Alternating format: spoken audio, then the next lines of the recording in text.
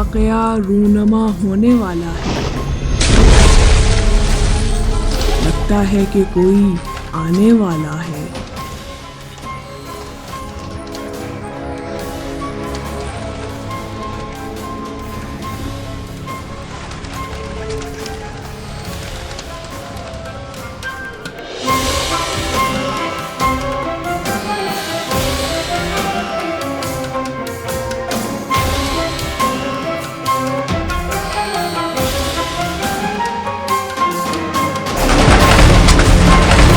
कितने खूबसूरत हो तुम दोनों, कहाँ से आए हो?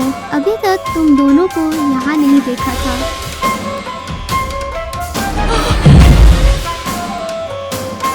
कि फातिमा तुम्हारी ज़ौजा काबे की तरफ गई, इस हाल में कि मनाजात में मसरूफ थी।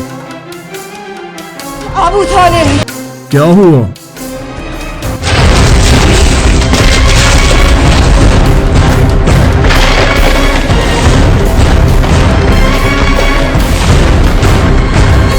चुप करो, काबे के ताले को तोड़ना खुदाओं की बेहुरमती है। चाबी ताले में घूम रही है लेकिन ताला नहीं खुल रहा।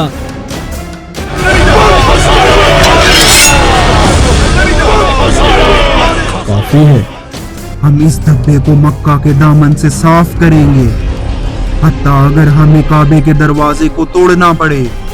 ये विलादत मेरे लिए आसान फरमाए। इब्राहिम की नस्ल है जो पैदा होने वाली है और तेरी नेमतों का शुक्र अदा करने वाला होगा।